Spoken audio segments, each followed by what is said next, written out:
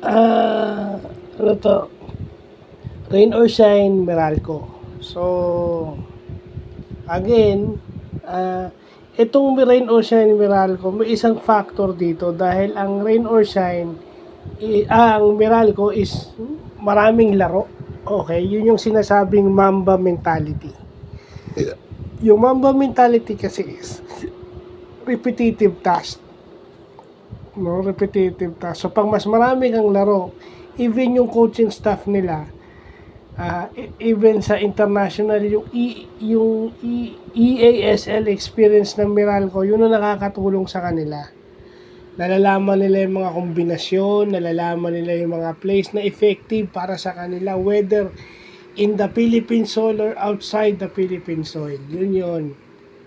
No? Kasi rain or shine ang kalaban mo, raratrating ka, no?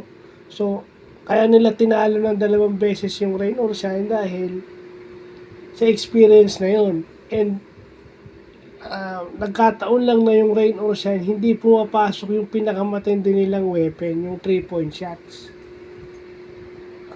So, syempre, yung pag hindi pumapasok yung 3-point shots mo, bumabagal yung pace ng rain or shine. At kapag mabagal yung pace ng game, pabor yun sa mga may malalaking big man na katulad ng Meralco.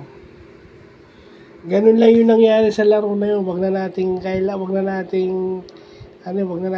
masyado pa tayong maraming rikotitos. No? Bumagal yung pace dahil yung rain or shine hindi po pasok yung perimeter shots.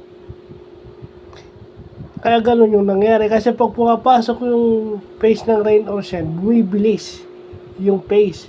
Pag bumibilis yung pace, nakakashoot sila, 3-point shot. Pagbalik sa kabila, nakababa na sila agad kasi pumapasok. Pag hindi pumasok yung 3-point shots mo, automatic yon long rebound. Pag long rebound, kontrolado yun ng team na magaling sa half court, which is yung Meralco. Lagay na natin sa ganun yan. And yun na nga sinasabi ko, yung EASL experience nila, yung East Asia Super League, malaking tulong yan sa ating Meralco Bolts. And as a basketball fan, makikita natin yan. No? Yung mga players na dumidiin, alam na natin yan, Newsam, si Hadj, given na yan. But yung mga players kasi nila na naglalaro din sa EASL, ano rin yun nagkakaroon ng confidence na, kung doon nga, maraming import na nakakalaban ko, mas malalaki dito, si Junmar lang, o ganyan, di ba? So, ganun. So, ganun lang yung nangyari na, syempre, hindi naman makadiskarte si Nocum kapag syempre, pag hindi open court o hindi mabilis yung pace, mahihirapan si Nocum pagka marami siyang depensa dadaanan. Kahit sabihin mo binigyan mo siya ng pick, yung pick can do so much. Pero pag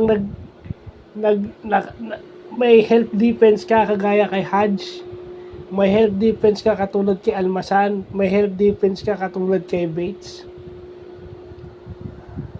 mahirap. Hindi makakadiskarte si Nocum pagka yung medyo mabagal yung game, mahihirapan siya dahil sa dami ng depensa ang dadaan.